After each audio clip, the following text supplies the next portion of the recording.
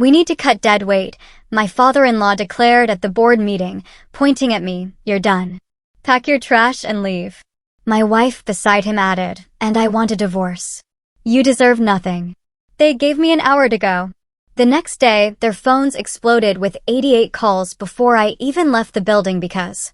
Can you believe someone could spend a decade, their entire life, building an empire for someone else, only for it all to be ripped away in a single, gut-wrenching moment? I swear, the betrayal hit me like a physical punch to the chest, and all I could think was, what the hell just happened? It was supposed to be my triumph. 10 years. 10 grueling, soul-sucking years I'd spent bringing Blackwell Industries back from the brink, turning a failing dinosaur into a billion-dollar powerhouse. Every morning, I was the first one in, every night, the last one out. Weekends? Holidays? Forget about them. This company, Montgomery Blackwell's legacy, had become my life. And tonight, at his lavish retirement party in his penthouse, it was all supposed to pay off. The room glittered with champagne and designer dresses. My wife, Diana, floated through the crowd like the queen she was, her dark hair a shimmering wave. She was Montgomery's only child, the Blackwell princess, but honestly, she'd never cared much for the business itself. Then, Montgomery, his face ruddy from celebration, tapped his glass. Attention everyone, the moment has arrived. The noise died down. My heart thumped. This was it. The speech we'd rehearsed. The announcement. Victor Harlow, new CEO. We'd talked about this transition for years. Blackwell Industries has been my life's work, he boomed. But every dynasty needs new blood. Diana, usually so poised, slipped to her father's side, beaming. I caught her eye, and she quickly looked away.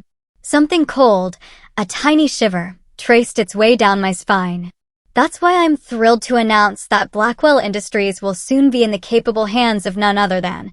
He paused, dramatically. Nolan Pierce. The name hit me. Nolan Pierce. It was like a physical blow, punching the air right out of my lungs. The crowd gasped. I froze. Nolan stepped out from behind Montgomery, a confident, perfect-toothed smile plastered on his face. Diana's college sweetheart. The guy she dated for 5 years. The business consultant who had mysteriously reappeared in our lives 6 months ago. Time for new blood. Montgomery boomed again, clapping Nolan on the back. My gaze snapped to Diana. She wasn't surprised. No, she was smiling at Nolan. A private smile I hadn't seen in years. Her eyes sparkled with something that turned my blood to ice. Victor has done adequate work maintaining what we built, Montgomery continued, but Nolan brings fresh vision and the pedigree this company deserves. Adequate? 10 years of 70-hour weeks.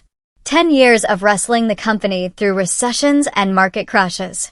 10 years of tripling profits. Adequate? The word tasted like ash in my mouth. Nolan raised his glass. I'm honored, sir, and I promise to take Blackwell Industries to heights it's never seen before. Montgomery beamed. Diana always said you were destined for greatness. Diana blushed. And then it clicked. The late nights. The sudden business trips. The text messages she'd shielded from my view. The pieces slammed into place. My wife. My father-in-law. They had played me. I set my whiskey glass down carefully. Without a word, I walked to the coat closet, grabbed my jacket, and headed for the elevator. No one noticed. Why would they? All eyes were on the golden boy, the prodigal son returned. In the parking garage, I just sat there, staring at nothing. 10 years. My life, my marriage, my future, gone. Built on quicksand. My phone buzzed. A message from Lawrence Reeves, my personal attorney and the only person at Blackwell who was actually loyal to me, not the Blackwell name. I heard, "This isn't legal. Call me." I didn't respond. I just drove. Home. My home. Our home. I packed the essentials, emptied the safe of important documents, and left one simple note on the kitchen counter. Enjoy your new life. As I drove away from the house Diana and I had shared for 8 years, the shock began to crystallize. It hardened. It turned cold. By Monday morning, they would all learn a fundamental truth about Victor Harlow. I don't get mad. I get even. Chapter 2. The foundation. I checked into a swanky downtown hotel, specifically requesting a suite with a direct view of the Blackwell Industries headquarters. Room service, a double scotch, and then I started making calls. By midnight, I had a temporary office in a discreet location and meetings lined up for Saturday and Sunday with some very important people. But as the initial adrenaline faded, the memories came flooding back.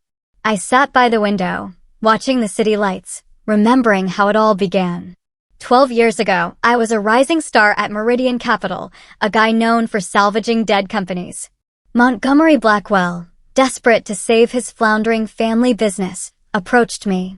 Honestly, I was reluctant. Blackwell Industries was almost beyond saving. Then I met Diana. She came with her father to the meeting, supposedly as the marketing director, though I quickly realized she knew nothing about actual marketing. But what she did know was how to command a room. Tall, graceful, with these intelligent gray eyes that missed nothing. Diana Blackwell fascinated me from the very first moment. My father's business means everything to our family, she told me over dinner that evening. We've been industry leaders for 3 generations. I can't bear to see it end with us. I was raised by a single mother who worked 2 jobs to keep us afloat. Diana's world, a world of family legacies and generational wealth, was intoxicating. I'd always built things for others. The idea of building something for myself, of being part of a legacy, it hooked me. I took the job. Against all odds, I turned Blackwell Industries around. And somewhere in those exhausting first months, Diana fell in love with me. Or so I thought. We married after a whirlwind courtship. Montgomery seemed pleased, calling me the son I never had. For 10 years, I truly believed I'd found my place, my family, my legacy. There were warning signs, of course. Diana's reluctance to have children. My father-in-law's subtle reminders that I wasn't born into this world. How certain clients and partners were always kept just out of my reach, handled exclusively by Montgomery. And then there was Nolan Pierce. Diana mentioned him occasionally, her college boyfriend, the one who got away. I never felt threatened. After all, I was her husband. Her choice. 6 months ago, Nolan reappeared at a charity gala. I remember Diana's reaction, the flush in her cheeks, the nervous laughter. A week later, Montgomery hired him as a consultant. Diana started working late, collaborating with Nolan on special projects. It all makes sickening sense now. My phone rang, pulling me from my thoughts. Lawrence Reeves. Victor, we need to talk. What they're doing isn't just wrong, it's actionable. I know, my voice was steady. But I'm not interested in legal remedies. Lawrence, what are you planning? I had a prenup drawn up, remember? Montgomery insisted on it. Ironic, isn't it? He was so worried about Diana's inheritance, he never considered I might be the one getting betrayed. The prenup doesn't cover this situation, Victor. This is constructive termination, breach of contract, possibly fraud. I'm not filing lawsuits, Lawrence. I want something more comprehensive. A silence hung on the line. Be careful, Victor. You're angry now, and that can blind you. I'm not angry, I interrupted. I'm focused. After hanging up, I opened my laptop. A folder labeled contingency. Inside were documents I'd prepared years ago, after the first time I overheard Montgomery questioning my suitability to lead Blackwell permanently. I'd survived an impoverished childhood and built myself from nothing. I hadn't gotten where I was by being naive. While the Blackwells saw me as an outsider, a useful tool, I had been quietly preparing for this day. Every contract I negotiated, every client relationship I cultivated, every innovation I implemented, all could be weaponized. By dawn, I had a comprehensive list of Blackwell Industries' vulnerabilities, Diana's secrets, and Nolan's weaknesses. They had spent a decade underestimating me. Now, they would learn the true cost of that mistake. Chapter 3. The preparation the weekend was a blur. Meetings, preparations. I operated with surgical precision, my emotions locked away. Saturday morning, I met Vanessa Tucker, head of product development at Blackwell. She was one of the few executives who respected me for my abilities, not just my marriage. I can't believe Montgomery did this, she said, sliding into the booth at the quiet cafe. Half the executive team is in shock. Only half? I asked, a grim smile touching my lips. The rest are Blackwell loyalists. They'll follow Montgomery off a cliff. And where do you stand, Vanessa? She met my gaze steadily.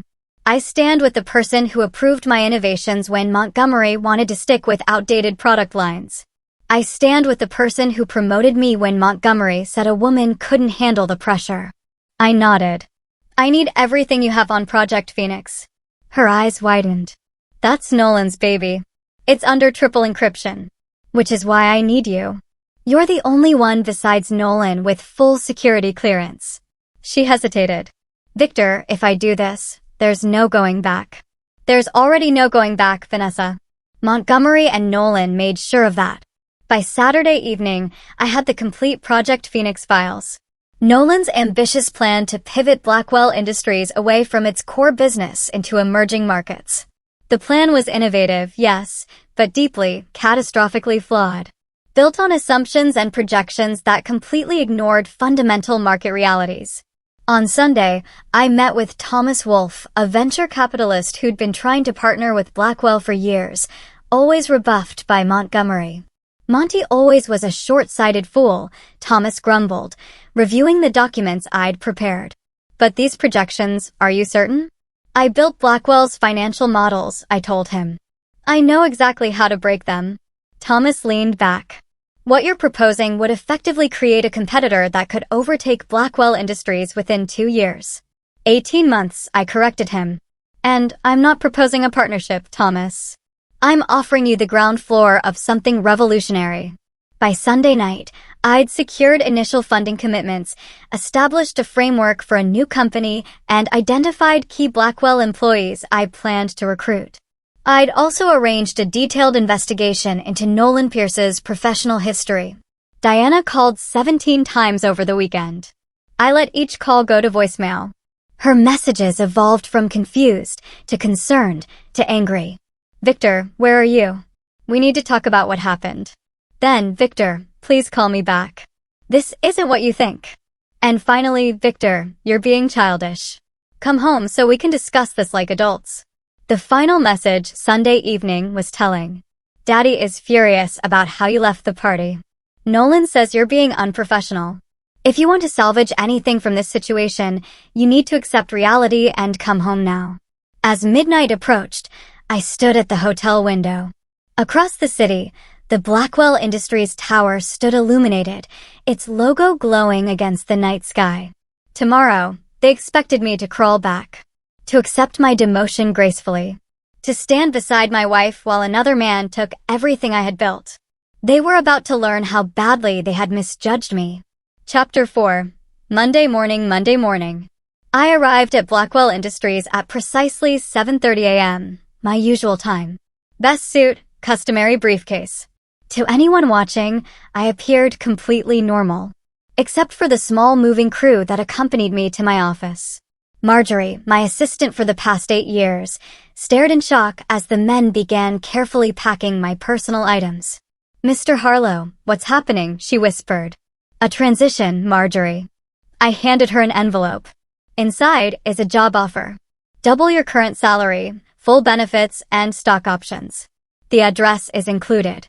If you're interested, be there at 9 a.m. tomorrow. But what about, your loyalty to me over the years has been invaluable, I continued calmly. Whatever you decide, I want you to know that I appreciate everything you've done. As word spread, executives started appearing at my door, their expressions a mix of curious and concerned. At 8:15, Nolan Pierce arrived, briefcase in hand, wearing a bespoke Italian suit I recognized, likely bought with his new consulting fees. He faltered for a moment at the sight of the movers, then quickly recovered his composure. Victor, I was hoping we could talk? By all means. I gestured to the chair across from my desk, the only piece of furniture not yet packed. Nolan sat, his confident smile firmly in place. I know Friday night was awkward. For what it's worth, I pushed for Montgomery to handle the transition more delicately. I'm sure you did. My voice revealed nothing. Look, I understand you've put a lot into this company. No one's disputing that. But Montgomery feels, and I agree, that Blackwell Industries needs fresh perspectives to remain competitive. Fresh perspectives? I repeated. Like Project Phoenix? Nolan's smile faltered. Just a flicker. You know about Phoenix? I know it's built on fundamentally flawed market projections. Overestimates revenue potential by approximately 40% and completely ignores regulatory challenges in at least 3 key markets. Nolan leaned forward, trying to regain his footing. Those projections were prepared by top analysts. My analysts, I corrected him, who were instructed to provide you with the data you wanted to see, not the data you needed to see. For the first time, uncertainty flickered across Nolan's face. What are you saying? I'm saying that Project Phoenix, as currently formulated, will fail spectacularly. And you, as the new CEO, will be holding the bag when it does. Nolan's expression hardened. This is pathetic, Victor. You're trying to sabotage the company because your ego can't handle being replaced. Not replaced, I said quietly. Betrayed. There's a difference. Just then, Diana appeared in the doorway. She wore a cream-colored dress I'd bought her for our anniversary, her expression a careful mask of concern. Victor, she said, her voice soft, you didn't come home. I looked at my wife. Really looked at her. And I wondered how I had ever missed the raw ambition burning behind those gray eyes. The cold calculation in her perfect smile. I'm not coming home, Diana. I filed for divorce. Your father's attorneys will receive the paperwork this morning. Her mask slipped. A flash of genuine fear. You can't be serious. After everything we've built together. That's just it, I said, standing. I built. You and your father waited for the right moment to take it away. The movers finished packing the last of my belongings. I picked up my briefcase and walked to the door. Diana caught my arm. Victor, please, we can work this out. Her voice dropped to a whisper. Don't throw away 10 years over one misunderstanding. I gently removed her hand. It wasn't a misunderstanding, Diana. It was a miscalculation. As I walked through the executive floor towards the elevator, I passed Montgomery's office. The old man stood in the doorway, his face flushed with anger. Running away, Harlow? I always told Diana you didn't have what it takes. Real Blackwells fight for what's theirs. I stopped. I couldn't agree more, Montgomery. And I'm about to show you exactly what that looks like. By 9:30 a.m., I had left the building for the last time. By noon, the documents dissolving my marriage were delivered to the Blackwell legal team. By 3 p.m., my new company, Phoenix Rising, was officially registered. And by 5 p.m., 7 key Blackwell Industries executives had tendered their resignations, effective immediately. The counterattack had begun. Chapter 5. Revelations. Diana found me at my hotel that evening. I wasn't surprised. Her father had enough connections to track anyone in the city.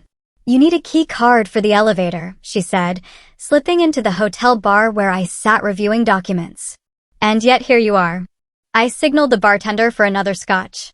Diana slid onto the stool beside me. She'd changed into a simple black dress, her makeup understated, her hair pulled back, the look she wore when she wanted to appear vulnerable. You've been busy today, she said. Half the product development team resigned. Vanessa Tucker emptied her office and disappeared. 7 executives gone without notice. 14, actually. The remaining 7 will announce their departures tomorrow. Diana paled.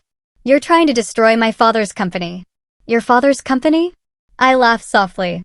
The company he ran into the ground before I saved it? The company I rebuilt with my sweat and sacrifice? That company. Our company, Diana amended. Our life, Victor. Whatever you think happened, what I think happened, I interrupted, is that you and your father used me to salvage Blackwell Industries. Once it was profitable again, you orchestrated my replacement with your former lover. How am I doing so far? Diana's eyes narrowed. It wasn't like that. Nolan's return was coincidental. Nothing in your world happens by coincidence, Diana. Your father taught you better than that. She reached for my hand. I withdrew it. Victor, please. I know you're hurt. I'm not hurt, Diana. I'm awake. She changed tactics, her expression hardening. What do you want? Money? A settlement? Name your price. I already have what I want. Clarity. I gather my documents. 10 years ago, I thought I married a woman who loved me. Now I know I married a Blackwell. Someone who sees people as resources to be used and discarded. That's unfair. Is it? Tell me something, Diana. When did you and Nolan reconnect? Was it really 6 months ago, or have you been in contact all along? Her silence was answer enough. How long have you been planning to replace me? Diana looked away. It wasn't like that. When did you stop loving me? Or did you ever love me at all? She met my gaze, her eyes suddenly cold. I loved what you could do for my family. Isn't that enough? Most marriages are built on less. I nodded, a strange relief washing over me. Thank you for your honesty. Finally. What happens now? Diana asked. You take half our assets and run off to start a competing business? Your father insisted on the prenuptial agreement, remember? I get nothing from the divorce except what I brought into the marriage. Diana smiled triumphantly. Exactly. So this tantrum of yours, stealing our employees, whatever scheme you're plotting, it's pointless, isn't it? I stood. Your father also insisted that I sign a non-compete agreement when we married. The agreement that I had Lawrence Reeves carefully modify before signing. Diana's smile faltered. What are you talking about? The modified clause states that I cannot compete with Blackwell Industries while married to a Blackwell. The moment our divorce is finalized, which, given the prenup, should be remarkably quick, that restriction evaporates. You tricked my father. I prepared for the day when the mask would slip. Today is that day. As Diana absorbed this, her phone buzzed. She checked it, her face paling. What have you done? Nolan says the Phoenix projections are all wrong. The data is corrupted. Not corrupted. Corrected. I simply ensured that Nolan has accurate market projections to work with. If Phoenix fails now, it will be due to his leadership, not faulty data. Diana stood, her composure finally cracking. You won't get away with this. Your father made a critical error, I said quietly. He taught me everything about Blackwell Industries, its strengths, its weaknesses, its vulnerabilities. And then he gave me a reason to use that knowledge against him. As Diana stormed out, I felt no satisfaction. Only a cold determination. The board meeting was scheduled for Friday. By then, I needed every piece in place. Chapter 6. Counterpoints. The next 3 days unfolded with the precision of a military campaign. I worked from my temporary headquarters, a converted warehouse space, prepared months ago, another part of my contingency plan. By Wednesday, 23 key Blackwell employees had joined Phoenix Rising. By Thursday, that number had doubled. Each defector brought valuable skills, client relationships, and institutional knowledge. Thomas Wolfe had secured full funding. Lawrence Reeves had expedited the divorce proceedings, leveraging the prenuptial agreement to bypass normal delays. And Vanessa Tucker had reconstructed the product development pipeline that had been her domain at Blackwell Industries. On Thursday afternoon, I received an unexpected visitor. Montgomery Blackwell himself. Red-faced and breathing heavily, he was escorted into my office by security. You ungrateful parasite, Montgomery snarled. After everything I did for you. Please, Montgomery, save the righteous indignation for someone who still believes it. I remained seated. How did you find me? You think I don't have ways to track down traitors? I made you, Harlow. I can unmake you just as easily. I gestured to a chair. Sit, before you give yourself another heart attack. Surprisingly, Montgomery complied, his breathing labored. What do you want? Is this about money? Position? Your precious ego. It's about consequences, Montgomery. Actions have them. So, this is revenge? You're dismantling my company because I hurt your feelings. I leaned forward. I'm creating a competing company because you and your daughter violated my trust, manipulated me for a decade, and conspired to steal my work. The fact that it may destroy Blackwell Industries is simply collateral damage. Montgomery's face darkened. You won't succeed. The board meets tomorrow. I've already secured their support for Nolan's appointment and your termination for cause. For cause. I raised an eyebrow. On what grounds? Intellectual property theft, solicitation of employees, corporate espionage. Take your pick. Interesting charges, considering I've taken nothing but my personal belongings and my own expertise. The employees who left made their own decisions. And as for espionage, well, that would require proof. Montgomery smiled nastily. Proof like Vanessa Tucker accessing confidential files before her resignation. We have the server logs, Victor. This was unexpected. I maintained my composure, mentally recalculating. Those files pertain to projects under her supervision. Projects that mysteriously disappeared along with her. The board will see it for what it is. Montgomery stood, shakily. You've overplayed your hand, son. By this time tomorrow, you'll be facing criminal charges, not running a competing business. After Montgomery left, I called an emergency meeting with my core team. We've been compromised, I told them. Montgomery has evidence that could derail everything. What kind of evidence? Lawrence asked. Server logs showing Vanessa accessed Project Phoenix files before leaving. Vanessa paled. I was careful. I used my authorized credentials during normal working hours, which proves you access the files, but not why, I said. Montgomery's spinning it as intellectual property theft. Can he make that stick? Thomas asked. Lawrence frowned. Potentially. Even the appearance of impropriety could trigger injunctions that would freeze our operations while the courts sort it out. Then we accelerate the timeline, I decided. The board meets at 2 p.m. tomorrow. We need to move before then. How? Vanessa asked. We're not ready to launch. We don't need to launch. We just need to control the narrative. I outlined my revised plan. By the time the meeting concluded, everyone had their assignments. The stakes had escalated, but so had my resolve. Montgomery had taught me another valuable lesson in business. As in war, the unexpected attack often succeeded where the telegraphed one failed. That night, I received a text from Diana. Is there still a way to fix this? I didn't respond. There was nothing to fix. Only something to finish. Chapter 7. The board meeting Friday dawned clear and cold. I dressed meticulously in a suit I'd never worn to Blackwell Industries, a subtle psychological detail, I hoped, that would register subconsciously with the board members. At 1:30 p.m., I walked into Blackwell headquarters, accompanied by Lawrence Reeves and Thomas Wolfe. We were expected. I'd requested to address the board before any vote on my termination, a courtesy the board chair couldn't reasonably deny. In the boardroom, 14 men and women sat around the massive table, their expressions carefully neutral. Montgomery sat at the head, with Nolan to his right and Diana to his left. A unified front. The Blackwell dynasty.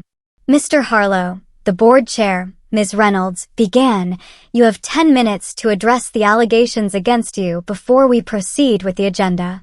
Thank you, Ms. Reynolds. I remain standing. I'll need less than that.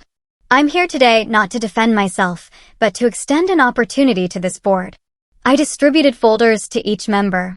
Inside, you'll find a detailed analysis of Project Phoenix, the initiative Mr. Pierce plans to spearhead as the new CEO. You'll also find accurate market projections, regulatory assessments, and competitive analyses. All information that was deliberately withheld from you. Nolan started to protest, but Montgomery silenced him with a sharp gesture. Additionally, I continued, you'll find a prospectus for Phoenix Rising, my new venture. The final page outlines our offer to acquire Blackwell Industries' core business lines at a premium of 30% over current market valuation. The room erupted in murmurs. Montgomery slammed his hand on the table. This is preposterous. You're attempting to steal my company after sabotaging it from within. I'm offering a lifeline, I corrected him. Project Phoenix will fail. The market conditions are wrong. The regulatory environment is hostile. And the financial projections are fantasy. My analysis proves this conclusively. Your analysis is biased. Nolan interjected. You're desperate to undermine the company now that you've been replaced. I turned to the board. Consider the source of your information. Mr. Pierce has been on the Blackwell payroll for 6 months. I built this company for 10 years. Who has more incentive to present accurate data? Ms. Reynolds, the board chair, studied the documents thoughtfully. These projections are significantly different from what we've been shown previously. Because they're accurate, I said. Mr. Pierce has been telling Mr. Blackwell what he wants to hear, not what he needs to know. Montgomery's face reddened dangerously. This is character assassination. Victor Harlow stole proprietary information, solicited our employees, and is now attempting to leverage that theft into a hostile takeover. Interesting accusation, I replied calmly, especially considering this. I handed Ms. Reynolds another document. This is a forensic analysis of the server logs Mr. Blackwell plans to use as evidence against me. You'll note that the timestamps have been altered to suggest files were accessed after hours, when in fact they were accessed during normal business operations. Montgomery lunged to his feet. That's a lie. The digital signature doesn't lie, Montgomery. Someone modified those logs, and it wasn't me. All eyes turned to Montgomery, whose face had gone from red to ash white.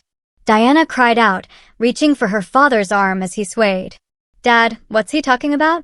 Montgomery clutched his chest, his breathing labored. He's trying to confuse the issue.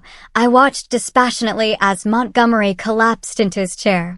Diana cried out again, rushing to her father's side. Someone called for an ambulance.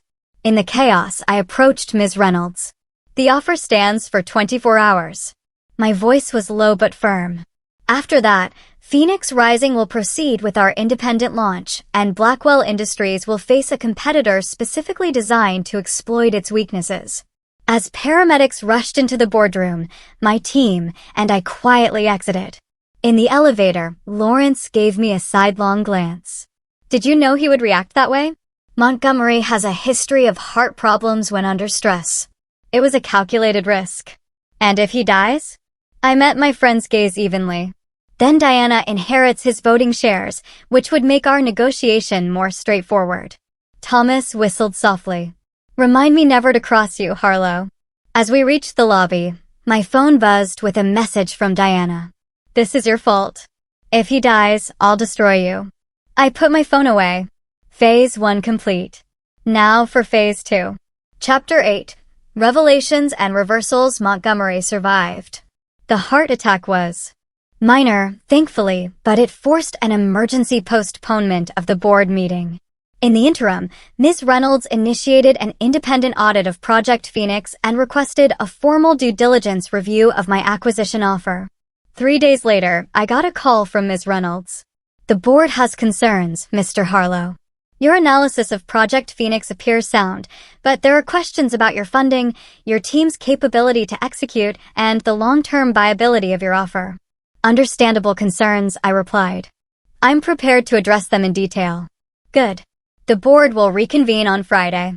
In the meantime, Mr. Blackwell has been advised to rest.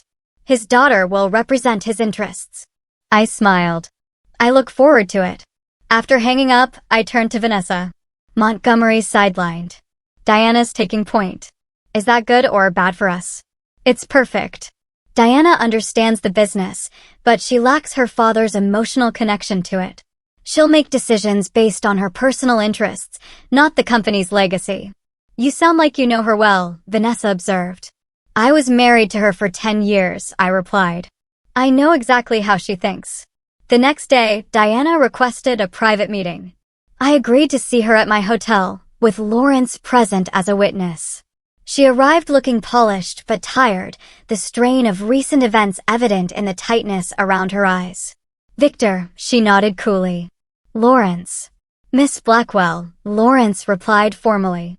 Still Harlow. Technically, Diana corrected. At least until the divorce is finalized. I gestured to the sitting area. What can I do for you, Diana? She crossed her legs deliberately. You can explain what you hope to accomplish with this vendetta. It's not a vendetta. It's business. Business born from betrayal. Don't insult my intelligence, Victor. This is personal. Perhaps I conceded. But my offer to the board is straightforward and financially sound. Diana leaned forward. And if I could offer you something more valuable than money, Lawrence shifted uncomfortably. Miss Harlow, I should advise you that any offer, Nolan is gone, Diana interrupted. I fired him this morning. I raised an eyebrow. On what grounds? Incompetence? Dishonesty? Take your pick. Diana's smile was brittle. Your analysis of Project Phoenix was correct. The board's independent audit confirmed it. Nolan was selling us a fantasy, and your father allowed this. Dad isn't thinking clearly. Hasn't been for some time. Diana hesitated. He's been diagnosed with early-stage dementia. We've kept it quiet, but it's affected his judgment, especially about people he trusts. I studied my soon-to-be ex-wife. And you're telling me this because I'm offering you what you really want. Your position back. CEO of Blackwell Industries, with complete autonomy. Dad will remain as figurehead chairman until his health forces a complete retirement. Lawrence cleared his throat. And what do you want in return, Miss Harlow? The dissolution of Phoenix Rising. The return of all Blackwell employees. And Diana met my gaze directly. The withdrawal of the divorce petition. I laughed softly. You want me to come back to you and to the company? It's the rational solution. You get what you wanted. The company retains its leadership and staff. The shareholders avoid disruption. And you? What do you get, Diana? Her expression hardened. Stability. Security. The life we built together. The life you were willing to destroy for Nolan Pierce. Diana waved dismissively. A momentary lapse in judgment. Nolan manipulated both me and my father with false promises and shared history. Like you manipulated me. I stood, walking to the window. You know what's interesting, Diana? You haven't once said you made a mistake because you love me. It's all about stability, security, rationality. Those things matter more than fleeting emotions, perhaps, but they're not enough. I turned to face her. I don't want to come back, Diana. Not to you, and not to Blackwell Industries. Diana's composure cracked. Then what do you want? Why are you doing this? I want what I've earned. Recognition for my work. Compensation for my contributions.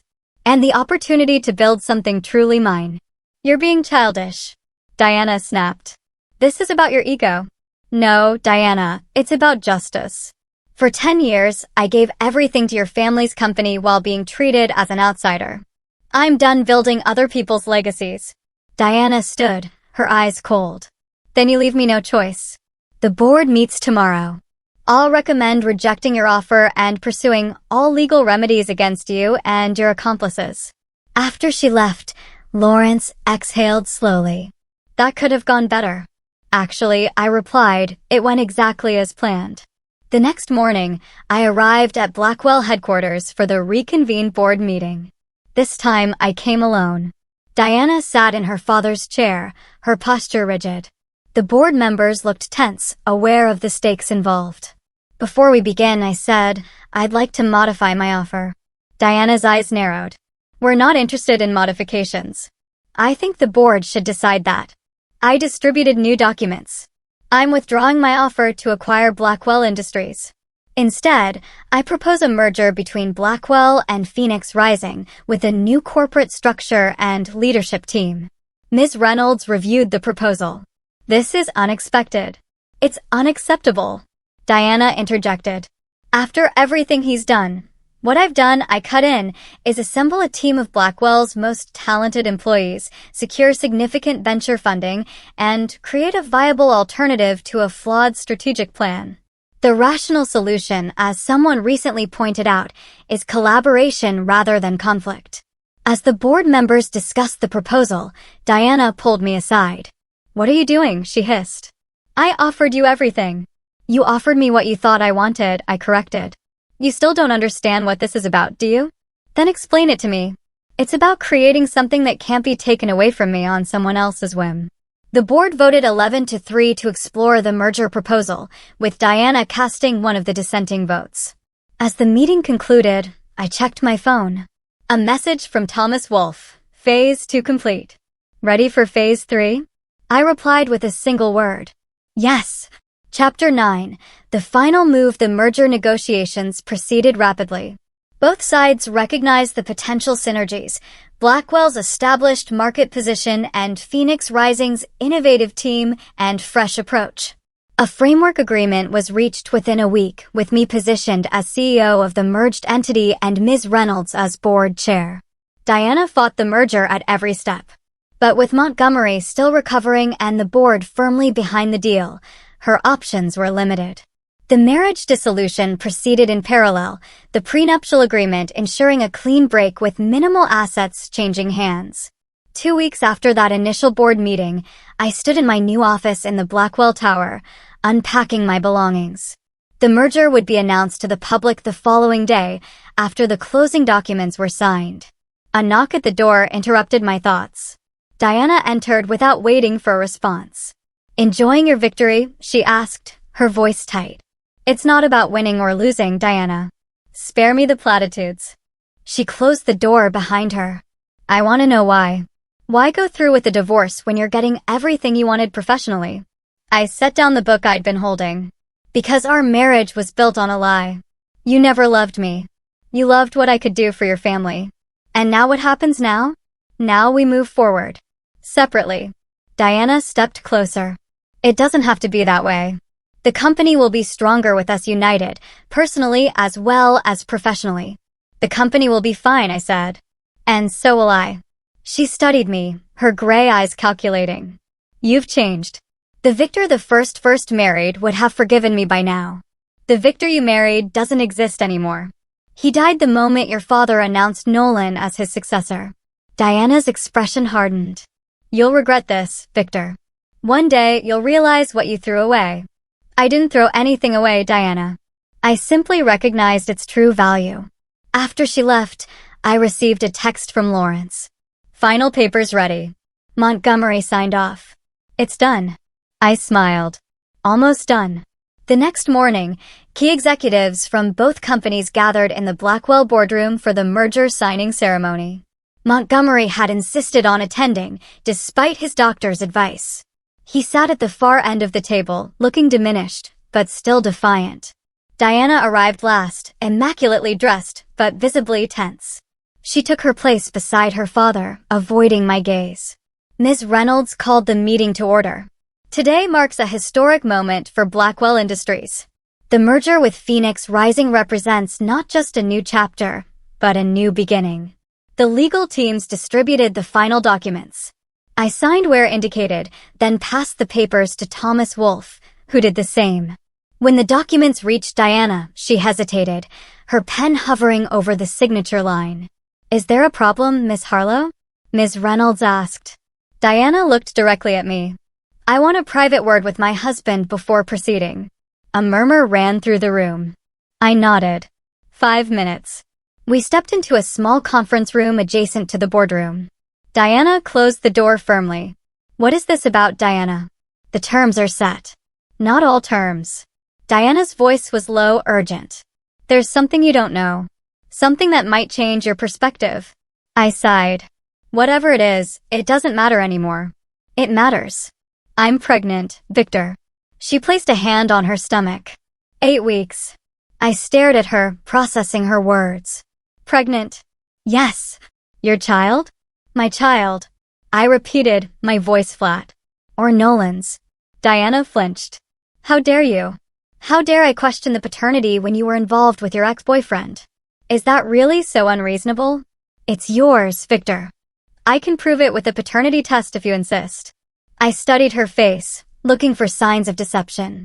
"Assuming it is mine, why tell me now? Why not use it as leverage earlier?" "Because I just confirmed it yesterday. And because," Diana hesitated, "because I thought you should know before making any final decisions." "Final decisions like signing the merger agreement?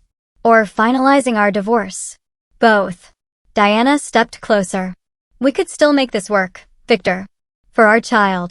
I felt a momentary disorientation. The future I had once imagined, a family with Diana, a legacy beyond business, flickered into view. Then reality reasserted itself. "If you're pregnant, and if the child is mine, I'll fulfill my responsibilities as a father. But our marriage is over, Diana." Her face hardened.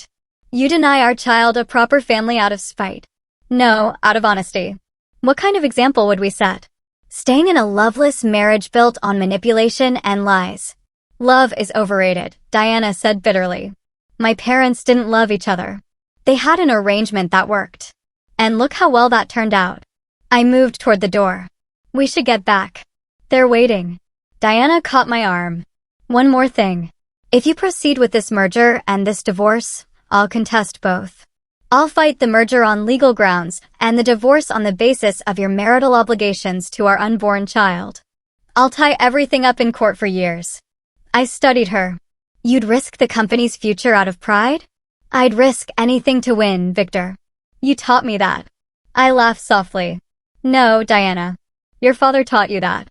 I taught you something else, though you never learned the lesson. And what's that? Always have a contingency plan. I opened the door and returned to the boardroom, Diana following. All eyes watched us expectantly. Is everything resolved? Ms. Reynolds asked. Not quite, I replied. There's been a development that affects our proceedings. I turned to Thomas Wolfe. Thomas, please distribute the alternate documents. Thomas opened his briefcase and removed a different set of papers. Diana watched in confusion as they were distributed. What is this? She demanded. Option B, I explained. A complete acquisition of Blackwell Industries by Phoenix Rising rather than a merger of equals. Montgomery struggled to his feet. This is outrageous. The board approved a merger, not an acquisition. The board approved the exploration of a merger, I corrected. The final terms were subject to negotiation and mutual agreement. I turned to Ms. Reynolds. As it happens, Phoenix Rising secured additional funding yesterday. Enough to make an all-cash offer for Blackwell Industries at a 40% premium to current market value. The board members murmured in surprise, reviewing the new documents. This is a trick, Diana protested. A last-minute bait and switch. It's business, I replied. The kind of business the Blackwells taught me. Ms. Reynolds cleared her throat. Mr. Harlow, while this offer is certainly generous, the board would need time to properly consider it. Of course, take all the time you need. I gathered my papers. But be aware that the offer expires at close of business today, after which Phoenix Rising will proceed with its independent launch and direct competition with Blackwell Industries. As I walked out of the boardroom, Diana followed me to the elevator. You planned this all along, she accused. The merger proposal was just a feint. Not a feint. A contingency. The elevator arrived, and I stepped inside. You should know, Diana. I had your pregnancy claim investigated before you even made it. Her face paled. What are you talking about? I've had you under surveillance since the retirement party. I know you visited your gynecologist yesterday. I also know the doctor confirmed you're not pregnant. The elevator doors began to close. Diana thrust her hand between them, forcing them back open. You had me watched. That's, what's the word you're looking for? Manipulative? Calculating? Ruthless. I smiled coldly. I learned from the best. The board won't sell to you. Diana insisted. Not once I tell them what you've done. What I've done is offer a premium price for a company facing significant strategic challenges. The board has a fiduciary duty to consider it, especially with your father's health issues and your demonstrated poor judgment. The elevator doors closed on Diana's stricken face.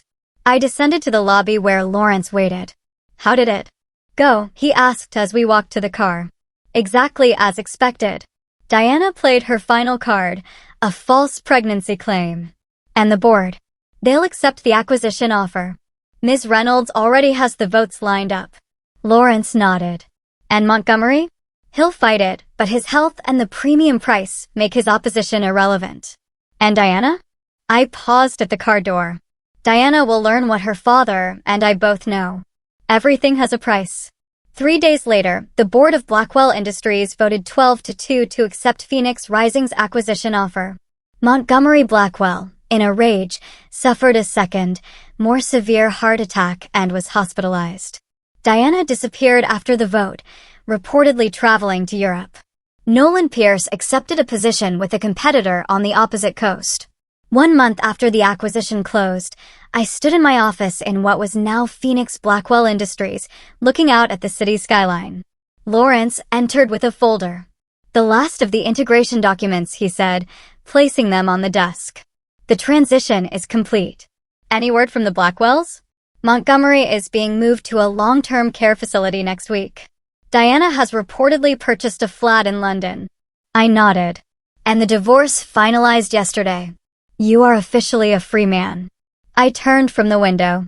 not free Lawrence. Just unencumbered. Any regrets? I considered the question. Regrets imply I would do things differently, given the chance. I wouldn't. Even knowing what it cost. Especially knowing what it cost. I picked up the folder. Some prices are worth paying for clarity. As Lawrence left, I returned to the window. The Blackwell Industries sign had been replaced with the Phoenix Blackwell logo. A phoenix rising from flames, wings spread wide. It was, I thought, an appropriate symbol for my journey. Destruction is a prelude to rebirth. I had lost a marriage built on lies, but gained a company built on truth. In the end, the Blackwells had taught me their most important lesson: never mistake possession for ownership. True ownership came from creation, not acquisition. Victor Harlow had created something that could never be taken away. And in doing so, he had finally created himself. So, there you have it. My story. After everything I went through, all the betrayals and the victories. What do you think?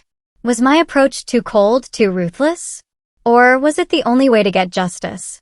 I'd love to hear your take on this. Have you ever had to fight for what was truly yours when someone tried to steal it away? Let me know in the comments below.